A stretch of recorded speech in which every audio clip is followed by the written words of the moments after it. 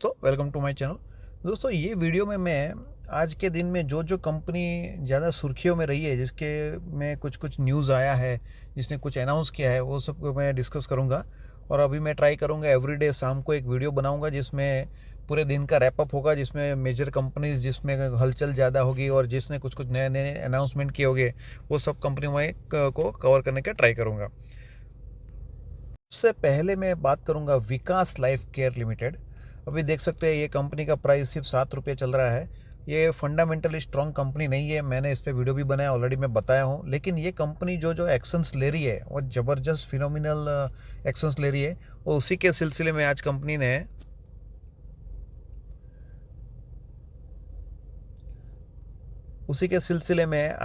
ने एक अनाउंस किया है। क्या अनाउंस किया है कंपनी ने? Appointment of mister Suresh Menon. ये सुरेश मेनन आप गूगल में देखोगे ना, तो ये एक बहुत फेमस पर्सनालिटी है, जिसने कपिल शर्मा शो के साथ एसोसिएट था, फिर कॉमेडी सर्कस में भी था, फिर बहुत सारे मूवीज़ में भी ये काम कर चुका है। तो इसको ये कंपनी ने एज अ कंपनी का डायरेक्टर में ले लिया है। और क्यों लिया है? तो कंपनी ने, आप देखोगे, रिसेंटली बहुत बड़ा स्टेप लिया था। 50% स्टेक उसने पीएमई एंटरटेनमेंट, दुबई की एक कंपनी है पीएमई एंटरटेनमेंट, जो ये एंटरटेनमेंट शोज़, म्यूजिकल शोज़ के रिलेटेड काम करती है, उसमें 50% स्टेक लिया था। और दूसरा 60% स्टेक स्काई 2.0 क्लब, एक नाइट क्लब है दुबई का, बहुत बड़ा नाइट क्लब है, उसमें कंपनी ने 60% स्टेक लिया था।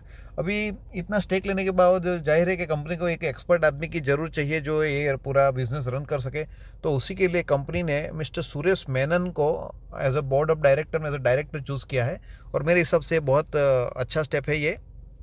दूसरा अनाउंसमेंट जो कंपनी ने किया है, कंपनी बोल रही है कि there is a proposal to incorporated one company, official company in UAE. और इसका नाम ये लोग शायद विकास लाइफ केयर एलएलसी सोच रहे हैं। अभी ये सब डिस्कशन में है, लेकिन एक एलएलसी यानी अगर आपको यूएई में कंपनी फॉर्म करना है तो लिमिटेड लायबिलिटी कंपनी बोलते हैं। तो ये लोग यूएई में कंपनी फॉर्म करने का सोच रहे हैं, और अगर ऐसा डिस्कशन में है तो मोस्टली ये लोग फॉर्म करेंगे। तो ये भी एक बड़ा अनाउंसमेंट है कंपनी के मीन्स तरफ से, Vikas life care LLC in Dubai.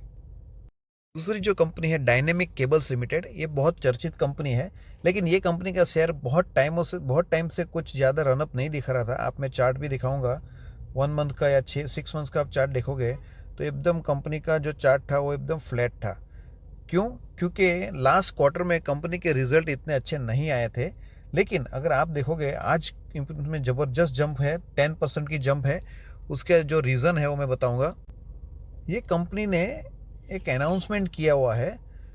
Announcement क्या किया है कंपनी ने? तो कंपनी का जो रिज़ल्ट आएगा 5 फरवरी को आएगा, 5 फरवरी 2024 को रिज़ल्ट आएगा।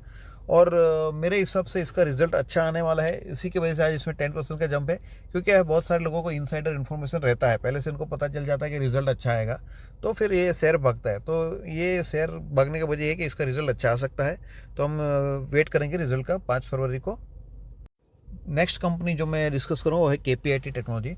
दोस्तों, ये कंपनी के बारे में बहुत सारे एक्सपर्ट्स हमेशा इसको डाउन करने के चक्कर में पड़े हुए हैं।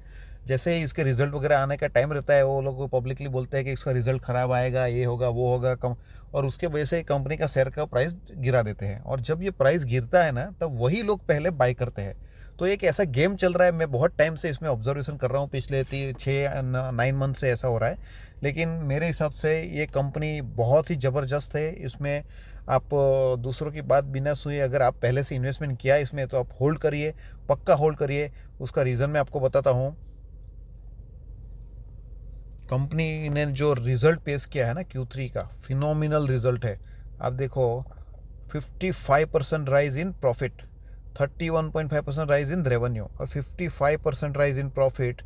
बहुत ही अच्छा है बड़ी कंपनी के लिए, जो एक मिड कैप मार्केट के वाले कंपनी के लिए। तो मेरे हिसाब से ये कंपनी में 100% होल्ड बनता है, अगर आपने पहले से इन्वेस्टमेंट किया है। फ्रेश एंट्री अब ट्राई कर रहे हो तो छोटा छोटा अमाउंट इसमें बाई कर सकते हो। और ये कंपनी को आप लॉन्ग टर्म होल्ड करो, 5 साल 7 साल, ये कंपनी ज़बरदस्त रिटर्न देने का कैपेसिटी रखती है। बात करेंगे रेलवे स्टॉक्स के बारे में। वे रेलवे स्टॉक्स में आज अच्छी तेज़ी हुई है। आईआरएफसी में बड़ा है, आरवीएनएल बड़ा है, इरकॉन भी थोड़ा बड़ा है।